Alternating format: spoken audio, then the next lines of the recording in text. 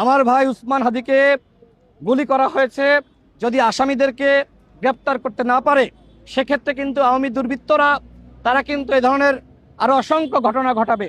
আমি আগেই বলেছি, আওয়ামী লীগ এবং ভারত তারা কিন্তু একটি প্ল্যান নিয়েছে নির্বাচন বানচাল করার, এবং আমার কাছে বিভিন্ন জায়গা থেকে তথ্য এসেছিল যে 50 জন প্রার্থীকে এইভাবে ভয় দেখানোর উদ্দেশ্যে গুলি করা হবে, টার্গেট কিলিং করা হবে। সেই ধরনের ঘটনা কিন্তু ঘটা শুরু হয়ে গেছে।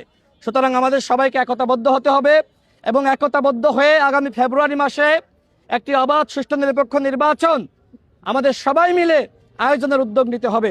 যদি এই ধরনের ঘটনা ঘটে আর সরকার যদি নিয়ন্ত্রণ না করতে পারে সেক্ষেত্রে কোনোভাবেই নির্বাচনী পরিবেশ তৈরি করতে পারবে না। সুতরাং যে ঘটনা ঢাকায় ঘটেছে, উসমান হাদিকে গুলিবিদ্ধ করা হয়েছে হত্যার উদ্দেশ্যে, এই ঘটনার বিচার অবশ্যই করতে হবে, স্বরাষ্ট্র উপদেষ্টাকে জবাবদিহিতা করতে হবে, নির্বাচনের পরিবেশ তৈরি করার উদ্যোগ নিতে হবে।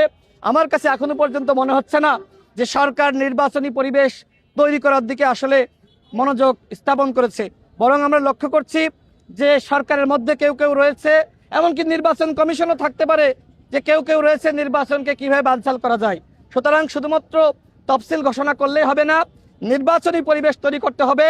আজকে উসমান হাদিকে যে গুলি করা হয়েছে এর মাধ্যমে প্রমাণিত হচ্ছে যে সরকার আসলে এখনো পর্যন্ত নির্বাচনী পরিবেশ তৈরি করতে পারে নাই।